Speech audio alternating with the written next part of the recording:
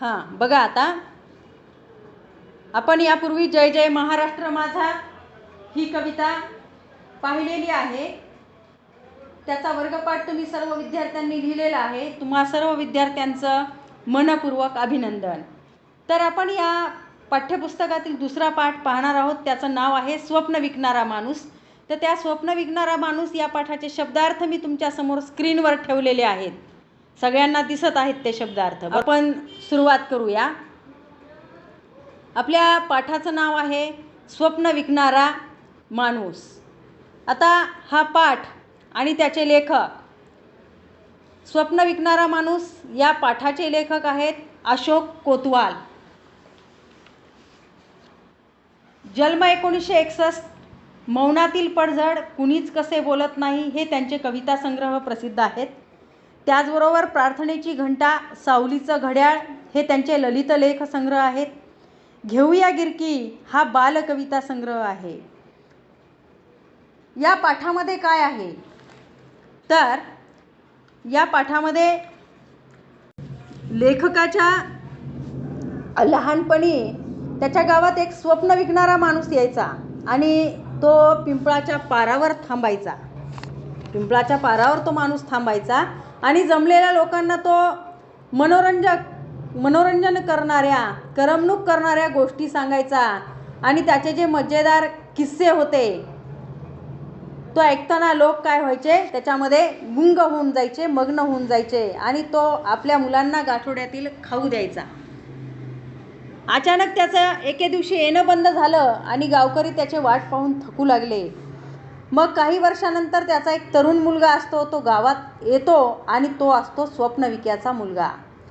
लोकांची सेवा करण्याचं आपल्या वडिलांचं कार्य आणि काम त्यानं सुरू केलेलं होतं. बाबासारखे म्हणजे वडिलांसारखं गावोगावी जायचं, आजारी लोकांची सेवा करायची त्यानं ठरवलेलं होतं आणि वडिलांचं जे अर्धवट राहिलेलं स्वप्न होतं ते त्याला पूर्ण करावायचं होतं. या पाठात आहे.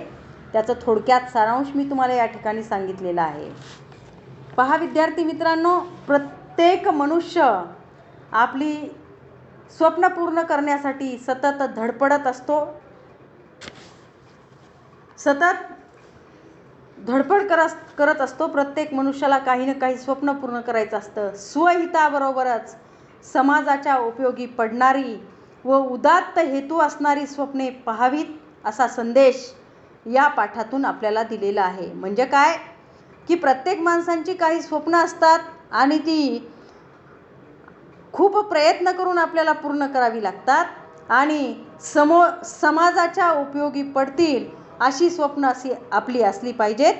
स्वतःच्या आनंदाबरोबरच लोकांच्या आनंदाचाही उदात्त हेतू आपल्या मनात असला पाहिजे असा संदेश आपल्याला या पाठातून मिळतो आहे.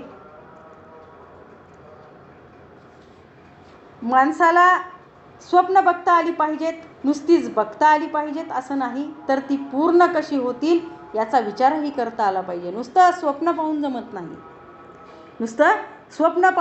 नाही. स्वप्न आपण पाहिलं की लगेच ते सत्यात उतरतं असं नाही, तर त्याच्यासाठी श्रम करावे लागतात, कष्ट करावे लागतात किंवा ते स्वप्न पूर्ण करण्यासाठी आपल्याला धडपड लागते. आपल्यापेक्षा श्रेष्ठ असे सगळेच लोक म्हणतात.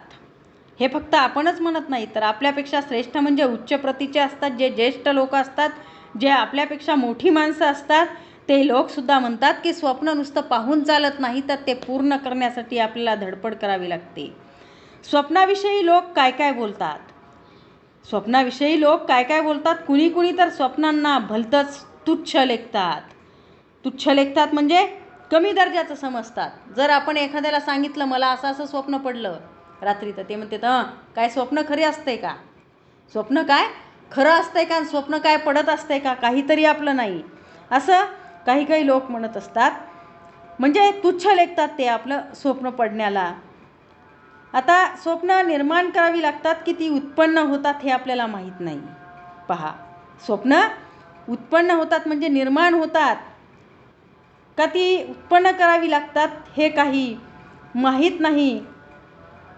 पण भलती स्वलती स्वप्न पाहू नकोस असा सल्लाही आपल्याला लोक देतात. जे स्वप्नाला तुच्छ लेखतात, कमी लेखतात, ते लोक काय म्हणतात, की अशी भलती सलती काही स्वप्न पाहू नकोस, ती काही पूर्ण होत नसतात.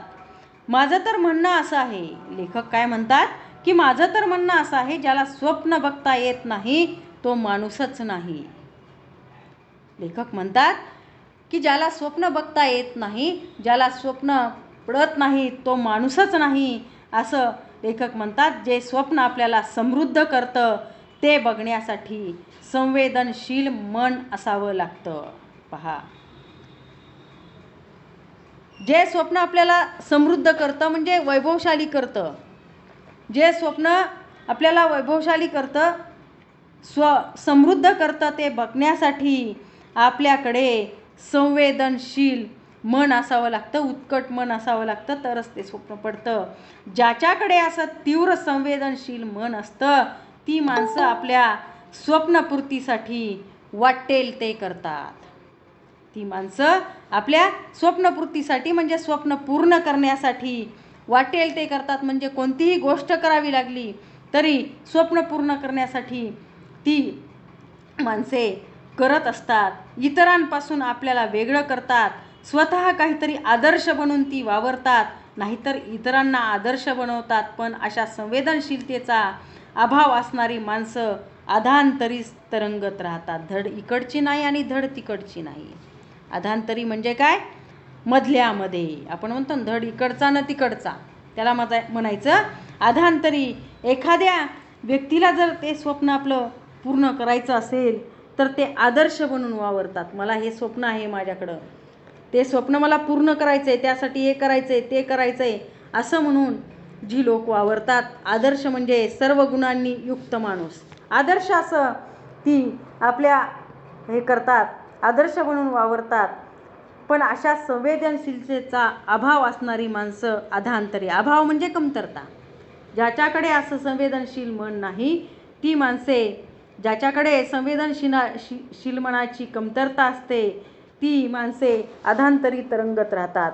त्यालाच म्हणायचं ना धड इकडे ना धड तिकडे, अशी त्यांची अवस्था होत असते. बिना ध्यास नि बिना धडपडीशिवाय असलेली ही स्वप्नाळू वृत्ती तशी घातकच. घातक म्हणजे आपल्याला दगा देणारी, इजा करणारी. जर आपल्याला कोणतंही स्वप्न पूर्ण करायचं असेल तर आपण ध्यास घेतला नाही त्याचा, त्या स्वप्न पूर्ण करण्यासाठी जर आपण धडपड केली नाही तर आपली ही स्वप्नाळू वृत्ती जी आहे, स्वप्न बघण्याची जी वृत्ती आहे ती घातक आहे. ती स्वप्न बघण्याची वृत्ती घातक आहे. आपलं स्वप्न कधी ते पूर्ण होऊ शकणार नाही. बालपणी आम्हाला स्वप्नाचा खरा अर्थही कळत नव्हता, पण स्वप्न या शब्दाशी आमचा परिचय मात्र झालेला होता. बघा, बालपणी आम्हाला स्वप्न हा काय शब्द आहे या शब्दाचा अर्थही कळत नव्हता, पण स्वप्न या शब्दाशी परिचय मात्र झालेला होता. कारण सगळे म्हणतात मला हे स्वप्न पडलं, मला ते स्वप्न पडलं, असा परिचय मात्र होता. आपल्याला झोपेत जे दिसतं ते स्वप्न असतं आणि ते काही खरं नसतं असं आम्हाला माहीत झालं होतं. आपल्याला एखादं स्वप्न रात्री पडतं आणि ते सकाळी उठेपर्यंत आपल्या लक्षात राहत नाही. म्हणून लेखक म्हणतात की जे स्वप्न असतं आणि ते काही खरं नसतं एवढीच गोष्ट आम्हाला माहीत होती. आमच्या लहानपणी कोण्या एका गावाकडून एक स्वप्न विकणारा माणूस घोड्यावर बसून आमच्याकडे यायचा. लेखक सांगतात की आमच्या लहानपणी एक घोड्यावर बसून माणूस आमच्या गावाकडे यायचा. त्याच्या घोड्याचा टबडक टबडक आवाज आला की आम्ही आवाजाच्या दिशेने धावत जायचो.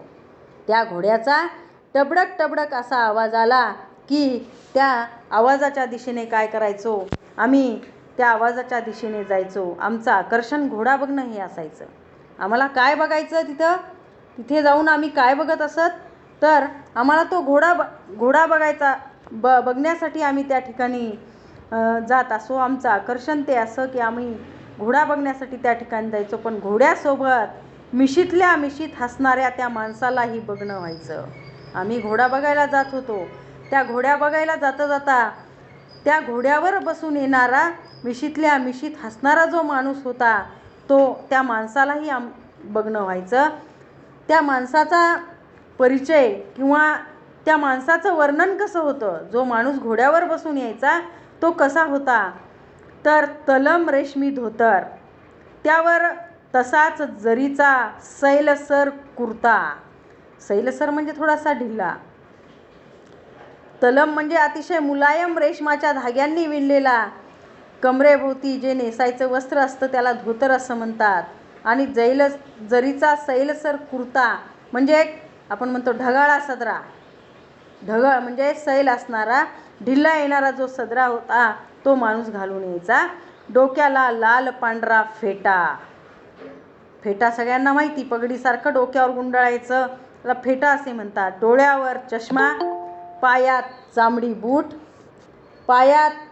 चामडी बूट आणि गव्हाळ रंगाचा झुपकेदार मिशा असलेला हा माणूस होताही तसाच धिप्पाड. उंच पुरा असा तो माणूस होता, घोड्यावर बसून येणारा. या स्वप्न विकणाऱ्या माणसाची आम्हाला गंमतच वाटायची. हा जो स्वप्न विकणारा माणूस होता या माणसाची आम्हाला गंमत वाटायची, शिवाय कुतूहल पण वाटायचं. शिवाय आम्हाला त्याचं कुतूहलही वाटायचं की हा माणूस कणी असा वेश परिधान करून येतो. त्यानं घोड्याच्या पाठीवर ठेवलेल्या मखमली कापडातल्या गाठोड्याकडे आम्ही कुतूहलानं बघायचो, आश्चर्याने बघायचो आम्ही. त्या मखमली कापडातल्या गाठोड्यात काय असेल बरं, याचं आम्हाला कुतूहल असायचं, त्याच्यात काय असेल आम्ही त्याचा विचार करत होतो. हा माणूस आमच्या गावच्या पिंपळाच्या पारावर थांबायचा.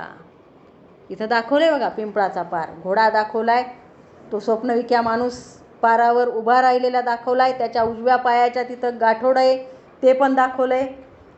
पिंपळाच्या पारावर थांबायचा. पाराला असलेल्या लोखंडी कडीला आपला घोडा बांधायचा. पाराला एक लोखंडी कडी होती, त्या लोखंडी कडीला पिंपळाच्या त्या खोडाभोवती जमिनीलगत बांधलेला गोल दगडी ओटा असायचा आणि त्या दगडी ओट्याच्या तिथे एक कडी असायची आणि ती कडीला हा घोडा बांधला जायचा. घोड्याच्या पाठीवर आणलेलं मखमली कापडातलं गाठोडं जवळ घेऊन चांबडी पिशवीतलं पाणी घटाघटा प्यायचा आणि मग ऐटीत झाडाच्या पारावर बसायचा. तो आल्या आल्या काय करायचा, ते गाठोडं जवळ घ्यायचा आणि ते पाणी तो घटाघटा प्यायचा आणि मग ऐटीत झाडाच्या पारावर बसायचा. तेव्हा त्याच्या भोवती माणसांचा गराडा पडे म्हणजे घोळका. त्या ठिकाणी सगळी माणसं जमा व्हायची. गराडा माणसांचा त्या ठिकाणी असायचा. त्यानं आजवर घोड्यावरून खूप प्रवास केलेला होता. त्या स्वप्नविक्या माणसांनी आजवर घोड्यावरून भरपूर प्रवास केलेला होता. कित्येक प्रदेश पाहिले होते, कित्येक डोंगरदऱ्या तुडवल्या होत्या. भिन्न स्वभावाची आणि भिन्न संस्कृतीची माणसं पाहिली होती. त्यामुळे त्याच्याकडे बोलण्यासारखं खूप काही असायचं. म्हणजे त्याचं फिरणं हे खूप झालेलं होतं, फिरणं हे भरपूर झालेलं होतं, म्हणून भरपूर त्याच्याकडे अनुभव होते. तो अनुभव काय करायचा, तो अनुभव रंगवून किस्से, मजेदार ज्या गोष्टी होत्या त्या मजेदार गोष्टी तो सर्वांना सांगायचा. आवाज येतोय का जावळे? हो मॅडम. मजेदार किस्से फुलवून सांगायचा आणि लोक त्याच्या गप्पांमध्ये स्वतःला विसरून जायचे. पहा, लोक इतके गुंग व्हायचे. तो वेगवेगळ्या गोष्टी सांगायचा आणि त्याच्यामुळे लोक त्याच्यामध्ये गुंग होऊन जायचे आणि ऐकताना लोकांची मती कुंठित व्हायची. आपण ऐकतोय की ते खरं आहे की खोटं आहे या संभ्रमात लोक पडायचे. मती कुंठित होणे म्हणजे बुद्धी न चलणे, डोकं सुन्न होणे. समोरचा व्यक्ती जी गोष्ट सांगत आहे त्याच्यात अतिशय गुंग होऊन जाणे, रंगून जाणे, तल्लीन होणे, मग्न होणे. आपण ऐकतोय ती खरं आहे की खोटं आहे ह्या संभ्रमात ते पडायचे. त्यांना वाटायचं आपण ही गोष्ट जी ऐकायलो ती एक गोष्ट खरी आहे की खोटी हेही त्या लोकांना कळायचं नाही. ऐकताना लोक तल्लीन होऊन जायचे. त्याच्या त्या अनुभवी बोलातून लोकांना निरनिराळ्या प्रांतांची रीतिरिवाजांची माहिती व्हायची. स्वप्नविक्या जी गोष्ट सांगत होता त्याच्या अनुभवी जे बोल होते, त्याच्या अनुभवाचे जे बोल होते, त्यामुळे एका जागेवर तिथेच बसल्या बसल्या लोकांना वेगवेगळ्या प्रांतांची, तिथल्या पद्धतीची माहिती होऊन जायची. जणू काही आपण स्वप्नातच आहोत असं सर्वांना वाटायचं. बऱ्याच वेळाने तो ते मखमली कापडात बांधलेला गाठोडा हळूहळू सोडायचा. सगळ्यांना प्रश्न पडलेला, या मखमली गाठोड्यात आहे तरी काय, म्हणून तो हळूहळू तो गाठोडा सोडायचा. त्यात काजू, बदाम, किसमिस, वेलदोडे, सुपारी, खारीक, खोबरं वगैरे असायचं. नाही म्हटलं तरी लोक घासघीस करून छटाक पावशेर विकतच घ्यायचे. कधी कधी तो गाठोड्यातला खाऊ सगळ्या छोट्या छोट्या मुलांना वाटून टाकायचा आणि आम्ही त्याच्यावर भलतेच खुश व्हायचो. त्याच्या गाठोड्यात जे विकायला आणलेलं असायचं, काजू, बदाम, सुपारी, खारीक, खोबरं, ते लोक घासघीस करून छटाक आतपाव तरी घ्यायचे आणि मग उरलेला खाऊ तो काय करायचा, छोट्या छोट्या मुलांना वाटून टाकायचा, मुठमुठ द्यायचा. आम्ही त्याच्यावर खुश व्हायचो. तो निघून गेल्यावर लोक म्हणत, हा बडबड्या आला की आपल्यात तरतरी पेरून जातो. तरतरी म्हणजे उत्साह. तरतरी पेरणे म्हणजे उत्साह निर्माण करणे. आपल्याला जी मरगळ आलेली असते ती मरगळ घालण्याचं काम हा स्वप्नविक्या आपल्या गावात आला की करतो, असं लोक म्हणायचे. त्याच्या बोलण्यानं जगाची ओळख झाल्यासारखं वाटायचं. तो कुठले कुठले अनुभव सांगायचा आणि त्यामुळे लोकांना संपूर्ण जगाची ओळख झाल्यासारखं वाटत होतं. आपलं दुःख काही काळापुरतं का होईना विसरल्यासारखं होतं. आपल्याकडं जे दुःख आहे किंवा आपण जे दुःखात असतो ते काही काळापुरतं का होईना त्या स्वप्नविक्याच्या बोलण्यानं आपलं विसरल्यासारखं वाटायचं. गोड गोड बोलून तो जसं त्याचं स्वप्नच आपल्या डोळ्यात उतरवून जातो की काय असं वाटायचं. पहा, हा जो स्वप्नविक्या होता तो आपलं स्वप्नच डोळ्यात उतरवून जातो की काय असं लोकांना वाटायचं. पुढे मग लोक त्याला सपनविक्याच म्हणू लागले. पुढे लोक हळूहळू त्याला सपनविक्या असं त्याचं नाव ठेवलं. तोही मग गमतीनं सपन घ्या सपन म्हणतच गावात शिरायचा. पुन्हा तो स्वप्नविक्या गावात आला की तोही काय करायचा, गमतीनं गावात आल्याबरोबर तो गावात येता येता सपन घ्या सपन असं म्हणलं की लगेच लोकांना कळायचं की स्वप्नविक्या आलेला आहे आणि लोकांना रिझवून सुकामेवा विकायचा. जो तो सुकामेवा आणलेला असायचा त्यांनी त्या गाठोड्यामध्ये, तो काय करायचा, लोकांना विकायचा. काय झालं कळलंच नाही, पण अचानकच स्वप्नविक्या गावात यायचा बंद झाला. बरेच दिवसांनी स्वप्नविक्या हा गावात आलेला नव्हता. काय झालं ते कळत नव्हतं, पण अचानकच स्वप्नविक्या गावात यायचा बंद झाला. आम्ही रोज त्याची आतुरतेने वाट पाहायचो. आम्हाला आतुरता होती की हा स्वप्नविक्या कधी येतो आणि आम्हाला उत्सुकता लागलेली होती की आमचं जे दुःख आहे तो आम्ही कधी विसरतो आणि आमच्यामध्ये उत्साह कधी निर्माण होतो. स्वप्नविक्या कधी गावात येतो हे लोक त्याची वाट पाहायचे, पण तो यायचाच नाही. कधीतरी त्याचा विषय निघायचा आणि गावातले सगळे लोक त्याच्याविषयी भरभरून बोलायचे. भरभरून बोलायचे. महिने गेले, वर्ष गेलं, तरी पण हा सपनविक्या गावात आला नाही. एके दिवशी अचानक एक तरुण गावात आला. गावातल्या पारावर बसला. तो स्वप्नविक्या जिथे बसत होता त्याच पारावर हा सुद्धा एक तरुण आलेला बसला. गावातील पारावर बसलेले लोक त्याच्याकडे टकमका पाहू लागले. सगळेजण पाहू लागले, हा तरुण आहे तरी कोण. सगळेजण त्याच्याकडे एकटक बघत होते, लक्षपूर्वक बघत होते. तोच चेहरा, तीच अंगकाठी, जणू सपनविक्याच गावात आला होता. सपनविक्यासारखीच अंगकाठी होती, तोच चेहरा होता. आम्ही सगळी मुलं पाराजवळ जमलो. पुन्हा पहिल्यासारखी सगळी मुलं त्या पाराजवळ जमली. आमच्या गावातल्या सगळ्यात वृद्ध तात्यांनी त्याला विचारलं. वृद्ध म्हणजे म्हातारे तात्या होते. त्यांनी त्या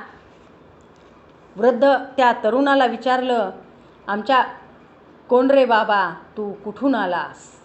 एका म्हाताऱ्या तात्यांनी विचारलं की कोण आहेस तू, कुठून आलास. तर तो तरुण म्हणाला, मी तुमच्या सपनविक्याचा मुलगा आहे. गुडघेदुखीच्या त्रासामुळे बाबा बऱ्याच वर्षापासून गावोगावी जाऊ शकत नाहीत. माझ्या बाबांना गुडघेदुखीचा त्रास होतो आहे आणि त्यामुळे ते बऱ्याच वर्षापासून गावोगावी जाऊ शकत नाहीत. पण खरं सांगू का, गावात जाणं, तिथल्या लोकांना एकत्र जमवणं, त्यांच्याशी बोलण्यासाठी सुकामेवा विकणं हे केवळ बाबांचं एक निमित्त होतं.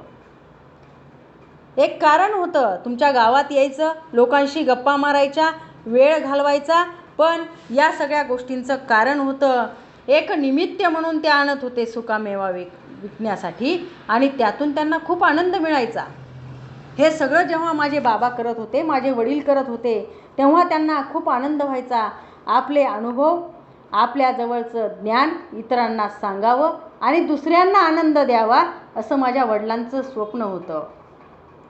पहा, या पाठातला स्वप्न विकणारा माणूस हे या पाठाचं नाव आहे. आणि या पाठाचा हेतू काय आहे, या पाठातला उद्देश काय आहे, तर आपले अनुभव, आपल्या जवळचं ज्ञान इतरांना सांगावं आणि दुसऱ्यांना आनंद द्यावा असं माझ्या वडिलांचं स्वप्न होतं. लोकांची सेवा करण्याचा त्यांचा हा मार्ग मला खूप खूप आवडला. अशा प्रकारे ते लोकांची सेवा करायचे. दुसऱ्यांना जर दुःख असेल तर त्या दुःखाचा विसर कसा त्यांना पाडता येईल हे माझे वडील लोकांच्या दुःखात सामील व्हायचे आणि त्यांना आनंदही कसा करता येईल हे शोधायचे. म्हणून अशी लोकांची सेवा करण्याचा त्यांचा हा मार्ग मला खूप आवडला. नुकतंच माझं वैद्यकीय शिक्षण पूर्ण झालेलं आहे. तरुण काय म्हणतो की नुकतंच म्हणजे माझं आत्ताच वैद्यकीय डॉक्टरकीचं शिक्षण पूर्ण झालेलं आहे आणि गावोगावी जाऊन वृद्ध आजारी लोकांची सेवा करायची असं मी मनोमन ठरवलेलं आहे. म्हणजे निश्चय मनात पक्का केला आहे मी की माझं आत्ताच वैद्यकीय शिक्षण पूर्ण झालेलं आहे आणि मी पण काय करणार, वृद्ध आणि आजारी लोकांची सेवा करायची मला, असं मी माझ्या मनात पक्कं ठरवलेलं आहे. बाबांचं हे स्वप्न पूर्ण करण्यासाठीच मी तुमच्या गावात आलो आहे. माझ्या बाबांचं हे जे स्वप्न होतं की लोकांची सेवा करणं हे जे माझ्या बाबांचं स्वप्न होतं आणि तेच बाबांचं स्वप्न करण्यासाठीच मी या गावामध्ये पुन्हा परत आलेलो आहे. त्यांचा आवाज,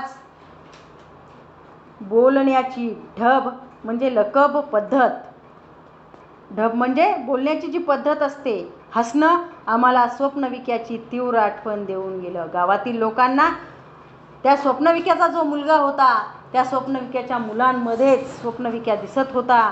या त्यांच्या मुलाच्या वागण्यातून, हसण्यातून, बोलण्यातून, आवाजातून त्यांना स्वप्नविक्याची तीव्र आठवण होत होती. आम्ही सगळे गहिवरून गेलो. सगळ्यांच्या मनात, भावनेने मनात गलबलून आलं. सगळेजण गहिवरून गेले. काय बोलावं हे कोणालाच समजेना. असंही स्वप्न असतं. पहा विद्यार्थी मित्रांनो, असंही स्वप्न असतं. एखादा माणूस असंही स्वप्न पाहू शकतो हे नव्यानंच आम्हाला उमगलेलं होतं, समजलेलं होतं. म्हणजे काही लोक अशीही स्वप्न पाहू शकतात की लोकांची सेवा करायची,